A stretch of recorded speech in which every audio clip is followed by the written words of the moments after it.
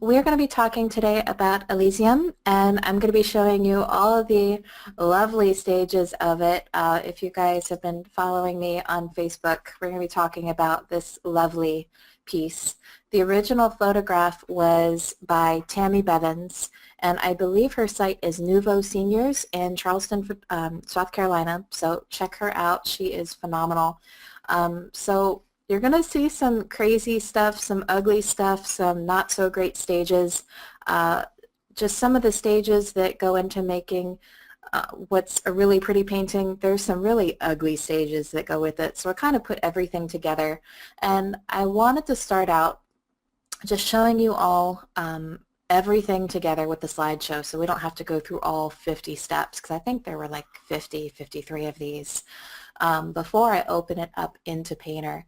So let me swatch over my audio here, and there's going to be a little bit of music playing in the background because there's not a direct input, so you might have to adjust your sound. But I'm going to pull up a little slideshow, and I'm going to change my audio. Let's do this. And this is just the way that my brain works in starting from start to finish with this painting. So I'm going to sit back and let this play.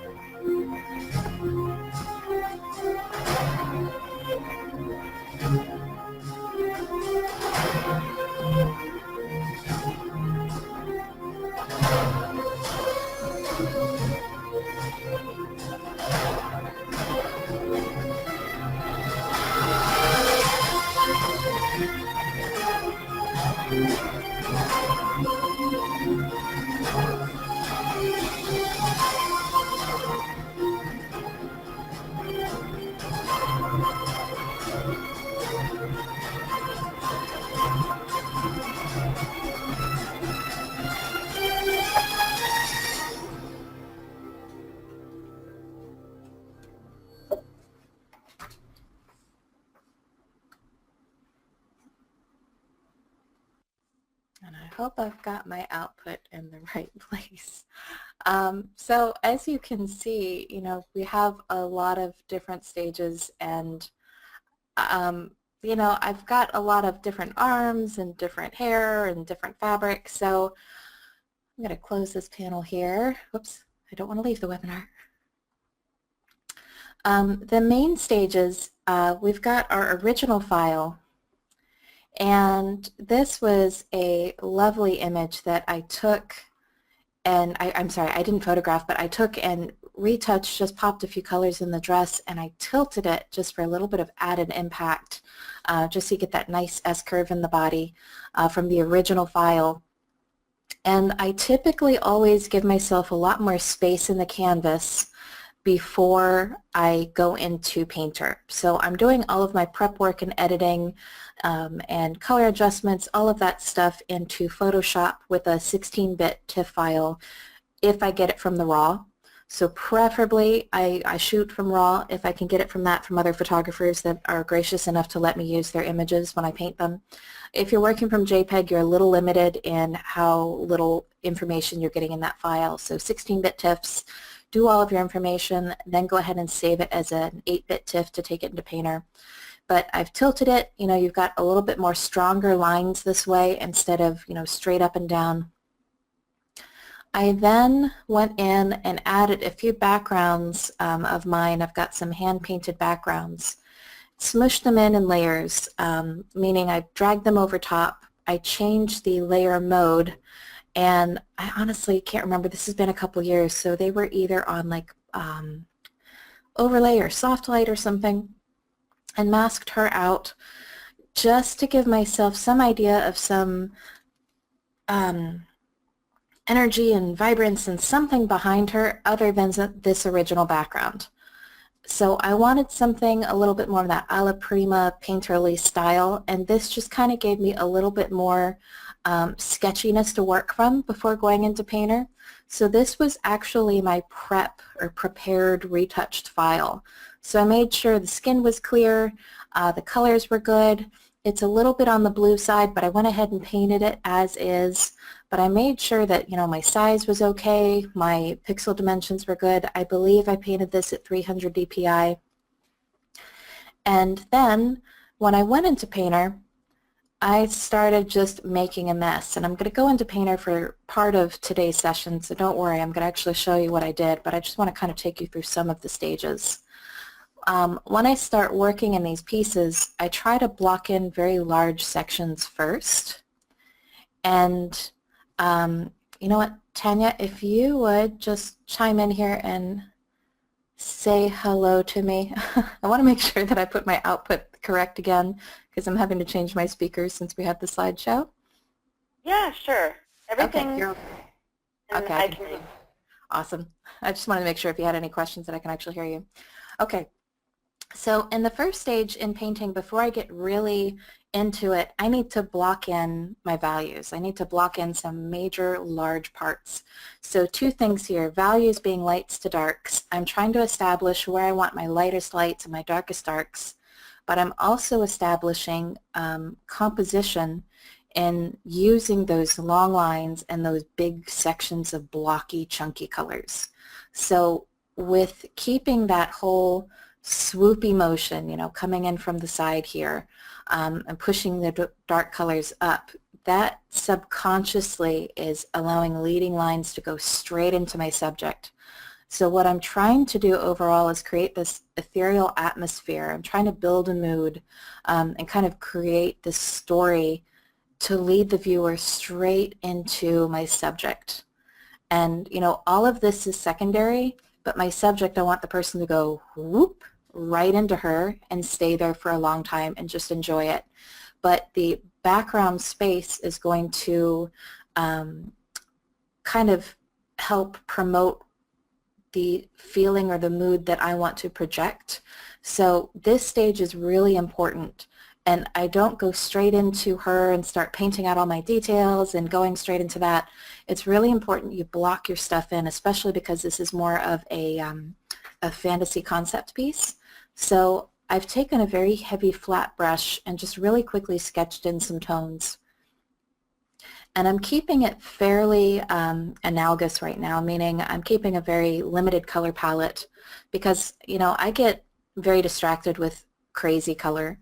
I'm not good with it personally until the end stages of a painting. If I do that right now, I'm very distracted. So right now, I'm trying to take tones that I find in my subject and use that in my background and in the rest of the dress. So when we look at her, we have more of those muted yellow ochres with a little hint of Payne's gray. They're just, if you take just a few tones out of her body, her hair, and her dress, they're all very similar on your color palette. So if you take those colors and throw those around the rest of the image, it's going to have a very different feeling and a very different mood that allows the viewer to go straight into her when we're finished. And then you can have fun with your little different pops of saturation and colors that we throw. So as I'm continuing on from that, and I'm just picking out a few pieces here to show you so we don't have to go through all 52 or something I had. It's crazy. I'm jumping in. I start blocking in some more highlights just to give it a little bit of like a push right behind her. so the eye doesn't go straight off when it comes in and it doesn't go out the page. That bit of highlight behind her kind of keeps the eye back here. It gives a point of contrast. So it helps the attention kind of anchor right there. I got a little carried away. I added some purple tones. I find that lavender, because it's a nice complement to those yellow tones, it's just pretty if you throw a little fresh breath of, complementary tones in a painting. So I got a little carried away. But at this point, I kind of started smudging, meaning putting some colors down, maybe blending a little bit. And I'll show you in Painter what brushes I'm using. Now I'm starting to build up. I cloned in part of her. Again, I get really easily distracted. The whole painting process for me is constantly a moment of squirrel. So I have to take breaks. I've got to change up my brushes. I'll have to bring in a little bit of detail, and I have to constantly look at this fresh. So either flip your image vertically, look at it upside down, shut it off for the night, look at it with fresh eyes. It's constantly looking at something fresh, so you're not ruining a good thing. And I'm using all these long lines and all this fabric that I'm trying to make it look fantastically flowing. I'm using that as a subconscious point of composition. So fabric and hair are essentially, if we want to talk about it in the abstract, are just long lines, assuming they have long hair, which she does. And long lines can lead to composition. Now, you can have very strong composition by having dynamic composition, meaning it's moving, it's swirling, you've got just motion, there's something going on, it's dynamic. Or you can have a very static composition, meaning there's very straight lines, it's very harsh lines, it's not moving, there's very strong verticals, and those tell very different stories. Because I like, and I love how Julia Kelleher talks about this when she speaks, she likes movement in air and wind. I find that in my paintings. I really like the feeling of wind and like breeze.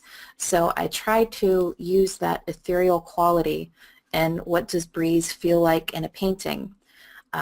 So I try to use that in the use of, flowy lines. And to do those, I guess, well, it's not just a matter of taking a little bit of fabric and then pushing it all in the same direction. So you'll notice the fabric kind of goes in different directions, and I teach this to my students all the time, try not to make it matchy-matchy. And you can also do that, take it a next step further in your background and subconsciously use the big chunky blocks or lines in your background to also support that composition. So they might not be as defined or hard-edged, excuse me, but they're still leading into your subject if you do it well. Or if you don't do it well, it could be taking away from your subject. So right now I'm, again, trying to block in some areas that would help support leading those lines straight into the subject. So if you look at these big areas of light values, it's pointing straight into her. So all of the time I'm trying to get all of my areas to just point straight into my subject for very strong subconscious composition. I want something very dynamic. I'm trying to almost manipulate the viewer into going straight into her and stay into her without going out of the frame. Now, as I continued painting and building up all my fabric in her, I thought, well, she's missing an arm, and I think that was a feedback I got from one of my friends. And I thought, well, I'll just paint an arm in there, and I moved the arm around, and I hated it. This was just, ugh. This is one of those things I wrestled with, and I knew she was right, but I hated it. This just did not work. So what I eventually ended up doing was putting an arm down by her side, and I think she was spot on, because what it ended up doing was kind of balancing it out so you didn't feel like you had like one arm missing, so she was like limbless. But having both of those arms, that now balanced out right here. So we now have this nice triangle. So again, we've got another strong composition going straight into that face. So this piece was really trying to get my composition. As long as my values and the brushwork were pleasing to the eye, that composition needed to be really strong to keep people in here. Whether they knew why they were going there or not, I didn't care. It was just composition is a trick to keep people into your point that you want them to stay in. So let's keep moving on. Now, I decided that this was not dynamic enough, and I needed more room, and I wanted to tip her even more. So to do that, I added more space to my canvas, and I tipped her further back, like she was falling into the breeze, like she was some ethereal creature. So to do that, I had to expand my space and actually freehand paint the excess around here. So I picked like a neutral color from the background because it's a lot easier to mix color against a neutral instead of just having stark white. So you can see from here, which is kind of nice, but we can take it a step further. You know, your perfectionistic qualities come to life and ugh, they can drive you crazy. So I decided to tip her even further back, and you get even more drama, which adds a lot of impact. So for the PPA world, right now we've got the International Print Competition in full swing with all the cases due. And when you have drama in a print, when it's done well, it adds impact. And that impact just draws you in, and you're just like, wow, that's impact. So I wanted drama. So this is pretty, but drama. So that was a way to get that. Unfortunately, that meant having to kind of freehand paint all of this extra stuff in here, which you can only clone or stamp or, you know, Photoshop so much. It really has to be freehanded at this point. So I took this back into Painter, and I just sampled colors nearby. I picked up brushes that I used nearby and just extended this motion because I really liked this tall, narrow crop. I felt, again, that added to the impact of it. It made it a strong image. It kept these wonderful swirling lines. It was almost like this quiet, heavenly storm, if that made sense. I just wanted some ethereal breeze, but I didn't want something that was like literally angelic. I just wanted something, I don't know, heavenly. So I kept on with a lot of different music playing in the background. So everything from rock to classical, and you know, extending all the fabrics, and they kind of went a little bit looser towards the edges, so they didn't have the same amount of detail. I didn't want to take away from her, and I also wanted to get that sense of movement. So when you got towards the outer edges, when it's softer on the edges, it feels like it's still moving. So I wanted that sense of movement, like she was moving through the clouds or moving through the mist or cutting through the air.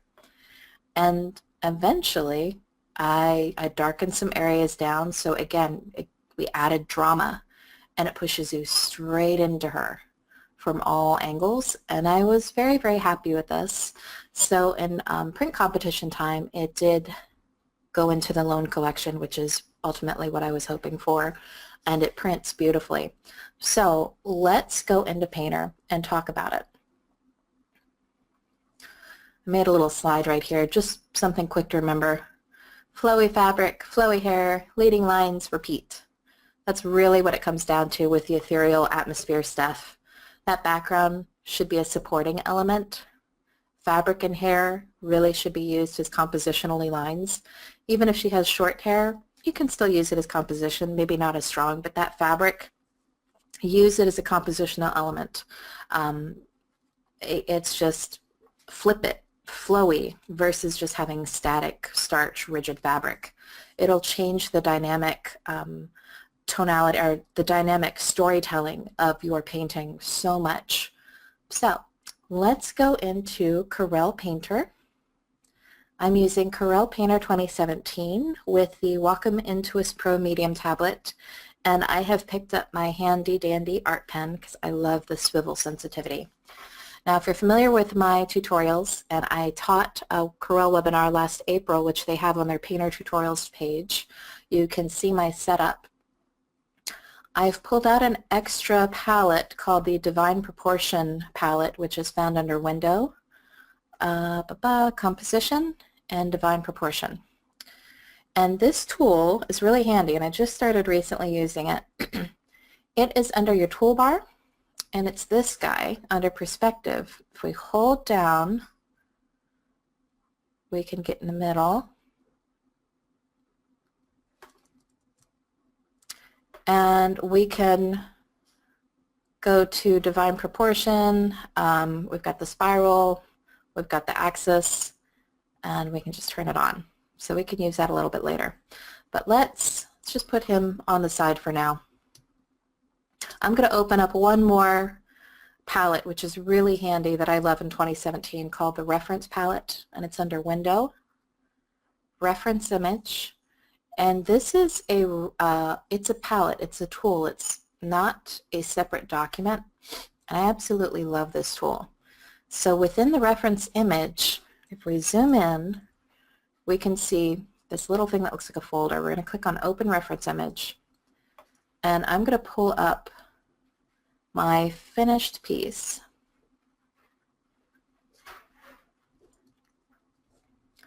Just to have handy. And within it, we can sample colors, we can zoom in and out, and we can move it around. But what's nice is it's not a separate document, so we can always keep that open while working on our painting. Now, if you remember, I said I had meshed some backgrounds together with this. They were these guys. And this is from my freehand, traditionally hand-painted background set on my heatherthepainterstore.com site. And just pulled them over either in Photoshop or in Painter and then changed the layer mode. And I want to say they were like overlay or soft light. Now once I've got my image prepped and cropped and all of that good stuff, I've brought it into Painter. Because I've got a painterly background, I'm going to go ahead and do File, Clone.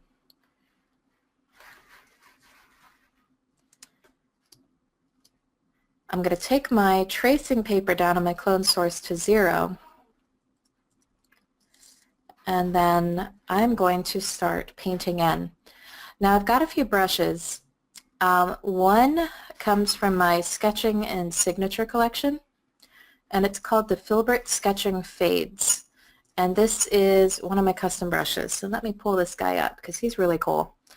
And I'm just going to pull up using the dropper tool, and the shortcut for that is D on your keyboard. I hear somebody behind me, so she hopefully will say goodbye before she leaves. There we go.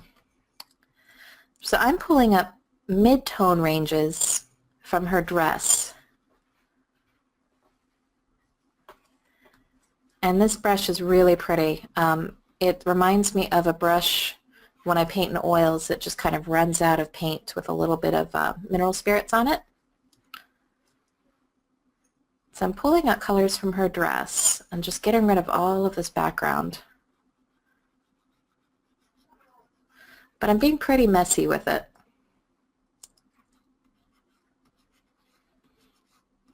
And whew, time flies quickly. And I'm trying to take my lines already into this very dynamic diagonal motion. Now what I don't want you to do when you're thinking, oh, well, it's got to be diagonal, therefore it should do this, it's going to look contrived. If you notice in my finished one, it kind of goes whoosh and comes up. So if we were just to pull everything straight down, it might look a little bit too fake, like you just took it and you pinched it. So I'm purposefully trying to take it and then kind of lift it up and have this nice, you know, swooshy, like air's moving around it. So I'm keeping my darks in this bottom corner, and I don't want any light traps down here, so if we keep the dark tones. And this brush is considered a dirty brush, so it kind of fades out, which is nice because it forces you to keep picking up a color.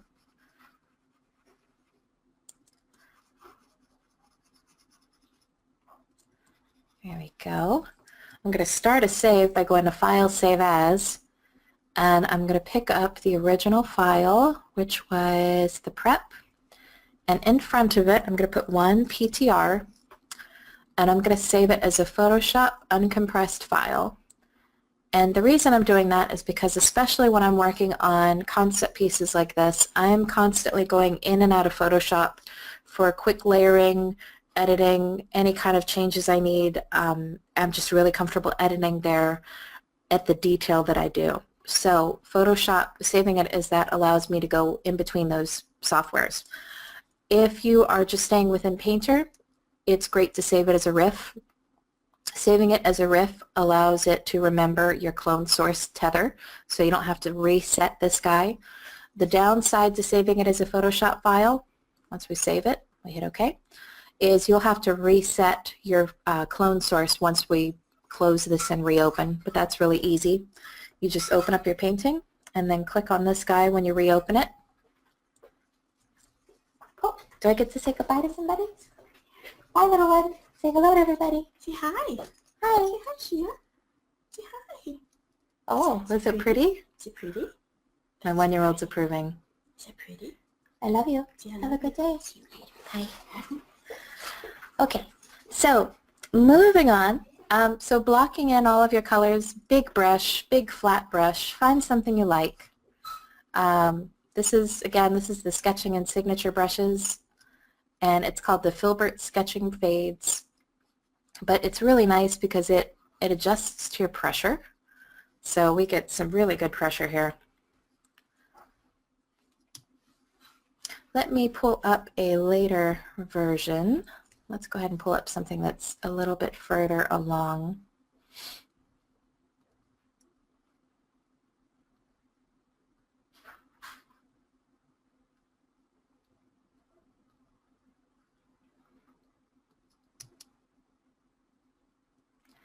Yeah, let's do this one. Let's do stage 5. I hope I have not resized it. And we're going to, you see how we don't have a clone source here? We're going to align a clone source. Okay, make sure that tracing paper is at 0. So if we turn our tracing paper on and off, we can see that our prep file is right there. And if you're not sure what that is, I believe there are videos all over YouTube about what the tracing paper and the clone source are. And I talked extensively about it in my last webinar in April for painting the head with ease and control. So I've put in my darks, I've put in some lights. We can come in here and start blending. And I'm going to go into my everyday brushes. And I'm going to take my chunky Sargent blender, make it a large brush. Let me reset it so it looks exactly like it comes. Take a large brush.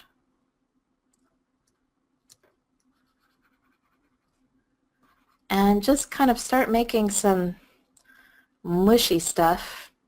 And I'm purposefully going in multiple directions because I don't want, vertical up and downs and matchy lines. And I'm purposefully also trying not to cover every single area with the same brush. I want a little bit of variation.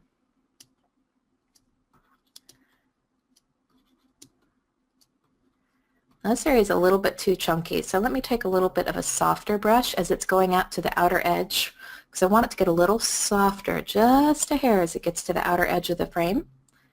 So I'm going to go and find my number 6 background chunky blender. You can use whatever soft brush you'd like. This just happens to be my favorite. And shape-based brushes, again, if you refer to the April webinar, Painting the Head with Control and Ease, shape-based brushes typically will pick up paper texture, and I'm using Artist Canvas. And this is a nice soft blender, so it's like taking a big sponge. It has either a little bit of water or a little bit of solvent. And it just quietly mutes it down. Let's take that up to about 60% opacity. There we go. So making that a little bit softer up top takes away, I guess, detail and focus, because I still want that focus to be down here. That top should be supporting, but not detract at all from our subject. Okay. So when I got into her, and I know I'm going all over the place, but I'm watching the time because we're running out of time very quickly. When I worked on her, I used a lot of flat brushes and round brushes in her fabric and in her hair and round brushes on her skin.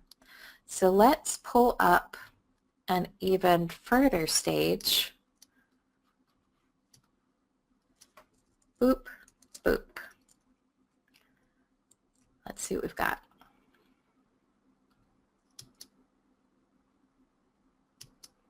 All right, let's do this one. I think this was something crazy like stage 50. And once I started expanding the space and tilting it, I do not have a clone source at this point. So I might be toggling back and forth here. But I do want to show you close up what the finished piece had. So going in really closely to her skin, I used a lot of round brush because it's such a tiny area. And I have a skin smooth brush from most of my brush packs, and particularly the Everyday brush pack that is wonderful on skin that I used. On the hair, I used a little bit of a round, but when I wanted to start bringing in some texture, you can see all this wonderful texture that's coming out, I started using the color square chalk with my paper texture set to artist canvas. So I'm going to do a little demo next to it right here. You can start to see it picks up that paper texture. And I think I need to go find one a little bit earlier back so I can actually show you how to make that full hair. So let's take a step back here. We went too far.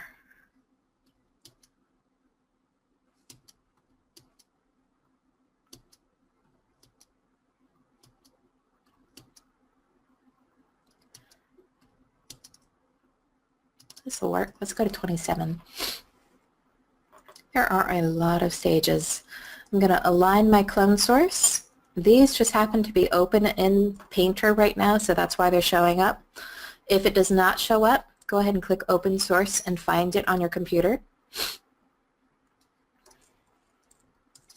When you click on Toggle Tracing Paper or Command-T, you'll be able to tell it's the right image if it shows up when you hit Command-T or Toggle.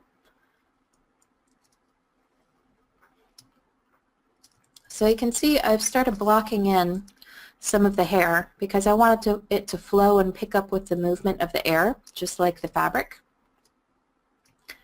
And I did it in big chunky lines with the same brushes I was using in the background. So that sketching Filbert fades and that color square chalk. I'm sorry, Filbert sketching fades. So I'll draw some hair over here. I'm going to pick a dark color. And this one's very pressure sensitive, so if you need to enable your brush calibration, let's pull up brush calibration and go ahead and set that. This one is a gorgeous sketching brush, and it's really useful for freehanding. So we're just going to give her monster hair just to give you an idea of, how to build up hair. So I'm building up my dark tones first, and then coming in with lighter tones, maybe pushing in some highlights. And by creating a fake hair light from behind, you would just pull in much brighter tones right at the edge of the hair. And I got a lot of control by using that color square chalk brush. So let's pull up that color square chalk brush.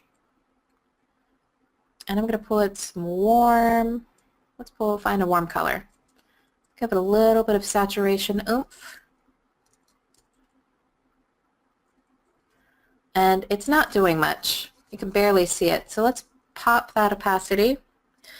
It's at 20% right now. Let's go to like 80. Oh, it's a little too high. Let's go to 60. Still too high. Let's go to 50. Yeah, I'm okay with that. So this really brings that backlighting behind her hair. And if you're new watching with us today, there are plenty of tutorials on the Painter Tutorials YouTube page that Corel has set up for painting hair. That might be a good reference for you because this is considered a more intermediate webinar. But I'm just trying to show you a little bit more about, the thought process behind something a little bit more non-traditional. So we're doing crazy, crazy hair here. And you'll notice that the white's not showing up much because I've got some pretty light tones behind her. So if you want that really bright, glowy feel to hair, you're going to have to have something behind it to have some bit of contrast. So if we had a slightly darker background, it would pop a little bit more. So at this point, I would blend a little bit of hair to that background, which you could take a round soft blender, you could take a chalk soft blender, some blender, anything that's got a reset to it. If you take the reset to 0, it becomes a blender. So find a brush you like. If there's a reset field, take it to 0, see what happens. If you want a softer version of that, take your bleed to 100, it makes it a softer blender. So I'm going to take my wispy blender found in my everyday brushes, and I'm going to do a crazy mark. I like that. I'm going to make it small, and let's see, I'm going to take it down to about 40% and just start almost sketching over top. And this is where it takes hours. This kind of painting takes hours and hours and hours and hours and hours.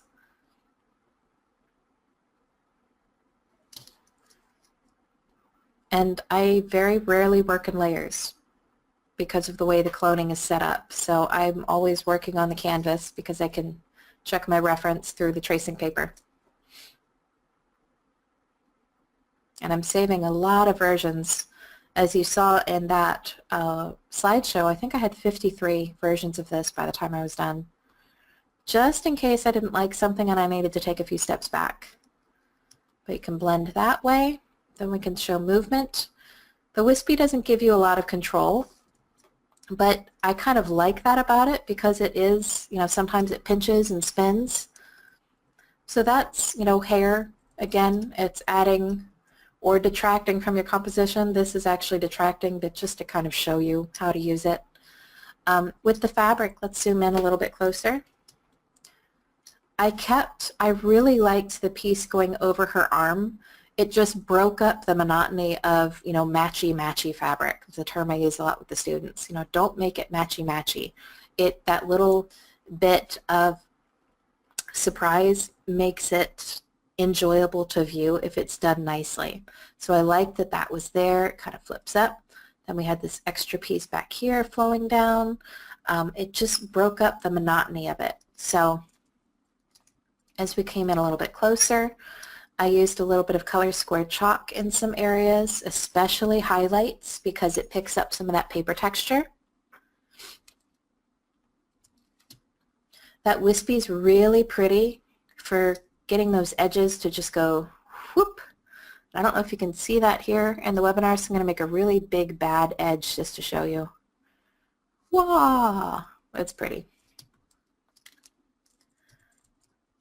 All right, so let's go a little bit further.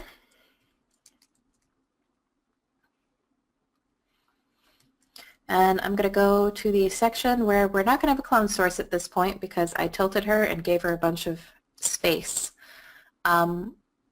Again, I did it because I wanted more impact, more dynamic composition.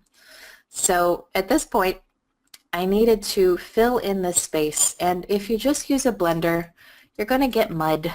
This doesn't cut it. Excuse me. So we're going to have to find color brushes, and it helps if you keep your brushes fairly limited.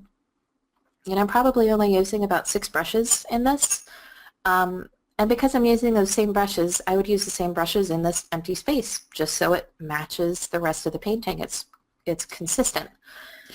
So I would pick up my Filbert sketching, sample colors nearby, and start filling in. And also, in the back of my mind, I'm looking for where those lines might be extending out.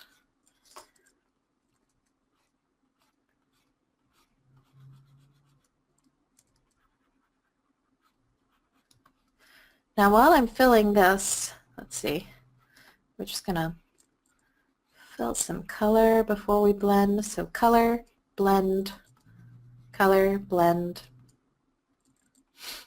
The only time I really used cloning on this was initially with the fabric, a little bit of the fabric, and in the body and hair. But when you need to start boistering hair, changing fabric direction, filling in space like this is more when you have to kind of get into the freehand work. So you need to use a color brush and then use your blender. So clone your areas first, then do some color, then blend in the areas that have areas to clone. When we had such little information around her that we had to fill up, then you do your color and your blending. So I'm just filling in some quick color. I love how this is kind of naturally blending with colors around it. It's very organic. Make sure you're saving in between. Take some darker tones, get a little bit of a smaller brush.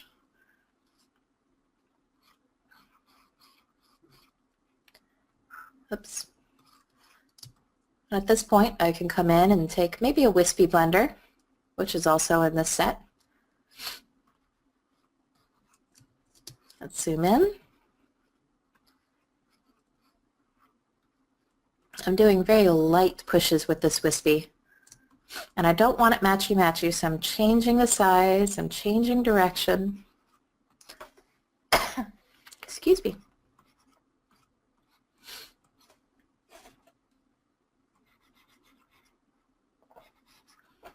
I'm leaving some of that background taupe showing through because I kind of like it.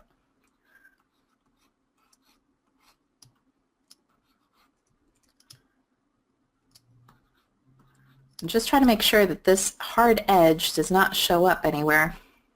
And to get rid of it means you have to lay down color. So it's starting to get there.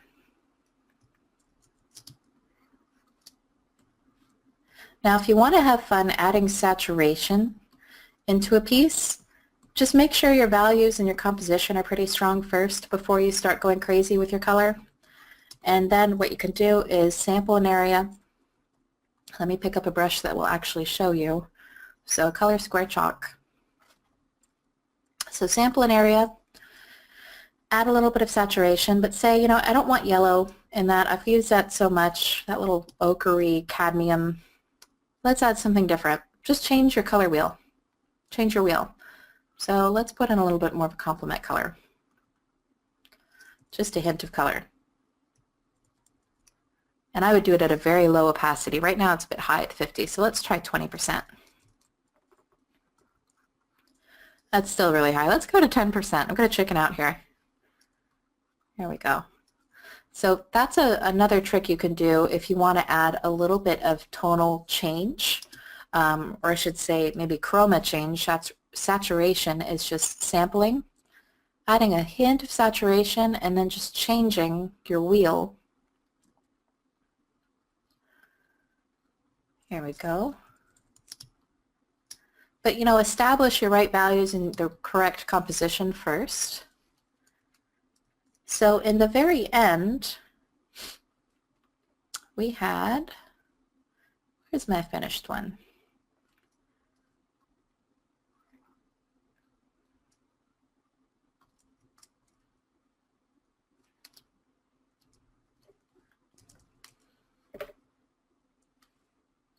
So in the very end, it came to this, and I will pull up the original. So the original, well, my prep file, I should say, was that, and turned into that. So I was pretty happy with it. Now, a few questions that came in. I think that one was, what printer do I use when I'm finished, and any gels and stuff after I finish printing. I don't print a lot of my own stuff. I send it out. So there is a boutique printer I love in Louisiana called George McCarty. He does not have a website. He is a small little custom guy that's wonderful. And he's at George McCarty at Comcast.net. He's fabulous. Just tell him I sent you. And there is Mid-South that does a wonderful job. And they offer all of the extra gels and oils on canvas as well. So tell Dirk I sent you. They are wonderful. The only time I really print is for students when they come study with me. But I find I don't like printing. I'm not good at it. But printing's just not my wheelhouse. So gels and all that stuff you can totally add. Just make sure that you've sealed your canvases and your papers before adding them. Another question that came in, any advantages when using the art pen over the standard pen? Completely. The art pen has actual barrel rotation sensitivity. So when you're spinning and twirling your pen, it actually picks all of that up, which is really helpful when you're using like the wispy blender pen, or if you're doing calligraphy, or you really want to paint loosely and wispily. I'll put that word out there. So absolutely. Tanya, I guess we can open it up for questions. Hey, great. So I have been tracking things, and if you can just repeat again the name of the printer, I'm going to type it into this panel for everybody. Yeah, let me put him here. And let me do a dark color. Perfect. Okay, while you're doing that. George McCarty, and he does not have a website. He's old school. He's at George McCarty at Comcast.net. And what I love about him is he prints really, really gorgeous museum quality canvas and fine art paper for artists. So his eye for color is impeccable. Like how you imagine it would be is exactly how it comes out in print. And then the other one is if you contact Dirk Witt at Mid-South Color Lab. They have a website, and I think it's midsouthcolorlab.com. Okay, perfect. Thank you for doing that. Sure. So I don't know if we want to announce I've selected the random winners. Okay. Yeah. So we have, and I hope I say the name correct, Rochelle Villanova and Ron Jacobson. You are our lucky 2 random winners. Yay. Rochelle and Ron. Awesome. If you would send me their emails afterwards, I will contact them and give them information. And then, let's see, make sure I told everything I needed to. I think I did. Now, I did put the brushes that I used here and the backgrounds on sale today. I'll leave them on sale for a few days. I'm happy to answer questions. You can find me on Facebook at, I think I'm Heather Michelle the Painter. And then, but Corel has an awesome YouTube channel. So if you guys are new to it, it's Painter Tutorials. And they're like hour-long tutorials for a lot of them. So go check them out and subscribe to their channel. Okay, I've got a few questions if we have a few minutes to squeeze some stuff in. Absolutely. One was about your brushes that you just mentioned. So are all the brushes that you used in this session available as one pack? There are 2 packs, technically. Let me see. If you are an intermediate painter that does a lot of freehand work and you wanted all the brushes in today's, you would want the, I think it's sketching and signature. Let me check here. I should know this. Well, you know, we can always put it into the follow-up email also and just remind everybody. I think if you use the new landscape pack, you'll get it. Okay. Yeah, I think the landscape brush pack. Okay. And then what is the final size of this print? The final size, I think I made it big enough for a 30 by 40. The actual one, I don't think this is the final size. Let me see. It's 3100 by 4800 pixels. So I made it big enough if I wanted to print it as a 30, basically this would go 31 by 48 if I wanted it to. And I don't know if I can, let's see. So it's right now, if I were to make it at 300 DPI, it's a 10 by 16. Okay. And I just did it large because I was going to give it to the photographer, and just in case she wanted to go large with it, because it's such a pretty print. And that's a great lead-in, because I've had people ask, you know, where do you get these photos that you paint? Yeah. I have a lot of photographer friends. I've been very lucky, especially with PPA, and I'll go to them a lot and say, hey, do you have anything pretty that I can paint? So photographers, a lot of times. I don't know any stock images because I don't use the stock companies. I don't know how that works, but a lot of photographers are thrilled to death if you ask them, especially if you give them the file, and as long as you're not like reselling them, but I use them just for my own portfolio or to enter with print competition in the artist category. Right, and you always credit them. Absolutely. Yeah. Okay, this has come up a couple times, and I missed this. I must have been answering questions, but I hear that you pulled up the divine proportion, or you mentioned it. So people are wondering, where do I find that? How do I use it? Good question. The divine proportion tool is under the tool palette, and it's hidden back by next to this guy down here. Let's see if it'll let me do it. I can't do it when I'm zoomed in. It's next to the, what is this, perspective? And if you hold down that arrow and you move over to the middle, there's divine proportion. And to get the full palette, that is under Window, Composition, Divine Proportion. So any kind of palette is found under Window, and then you can turn that on by clicking on the eye, and you can move that around by clicking on Orientation. All that good stuff. Okay. Yep. That answers the question. Jocelyn was wondering. Hi, Jocelyn. And I think you probably showed this when you, well, first of all, I had a couple questions about how do you extend the canvas. Okay. And then, I typically go into Photoshop for that. Oh, you do? Okay. Because I do. know that you can also extend, you can add canvas in Absolutely. Painter if you want to. Yeah, you can resize and just add inches or add pixels, but I like tilting it and then taking my source file with it at the same time, whatever you're comfortable with. Okay. Or just And crop then and extend it. Jocelyn was also wondering, and I think you showed it, but about softening the edges, because you just painted in the very bottom of the painting and you showed, you know, it gets nice and soft. Did you run any kind of filter? Nope. If so, did you do that? Okay, so it was all painting in Painter and not... Yep. No filters, all painted. You have more control over it that way. Okay, and this is a tough one, or maybe not for you. Well, no, but so you brought in, you have your traditional strokes on canvas that you use as backgrounds.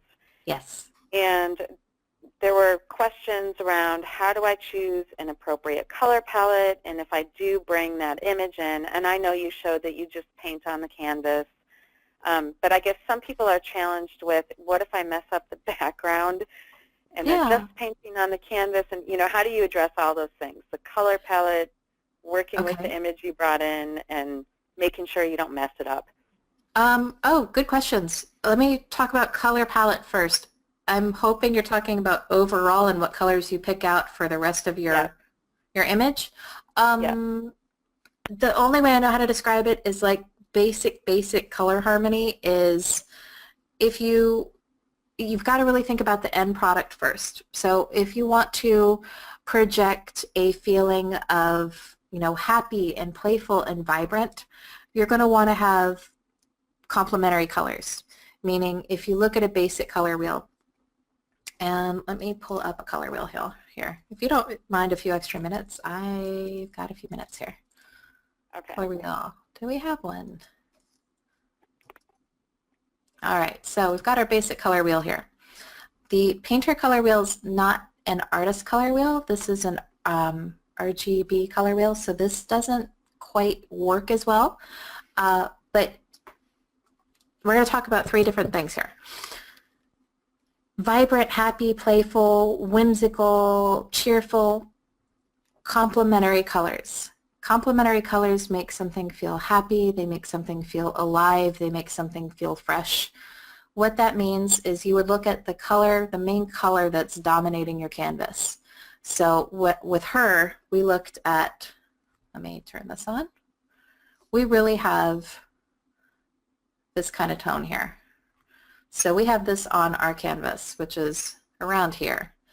If we were to put like purples in our background, the complement or the opposite color on a true color wheel in our canvas, we would end up projecting a story of vibrant and happy and cheerful and ha ha ha ha versus the tone that I was going for. So your color palette in your surrounding colors to subject, that relationship completely changes the story and atmosphere. So complementary tones are happy, cheerful, alive, vibrant, totally different than what I was talking about earlier being like analogous or limited. So analogous or limited, meaning we've got kind of this yellow-orange thing going on, is you take one to the left and one to the right, or a limited color palette. So my color palette was just this right here. An analogous color palette typically is very toned down, very soft, kind of stately, a little vintage. It's a little bit more serious. It can be a little bit mysterious. It's totally not puppies and rainbows and ha ha ha ha ha. So that's why I stayed with more of this. I had little flecks of little tiny bits of compliments, but they were very quiet. So if I had this on a purple background, it would be a completely different story. So you kind of have to think end game first. What kind of story are you trying to project? Is it appropriate with your subject? So we have analogous and complementary. My third fake way of color theory is eye color, which doesn't apply here. So like if you're doing a puppy on a background and this puppy or this cat has bright like gold eyes, you can put gold in your background and then it would draw the viewer straight into their eyes. And that's like my fake version of like a third color theory to make it really, really simple. So that's one way of thinking of color theory. The other 2 questions, remind me again, because I'm getting wrapped up in color theory here.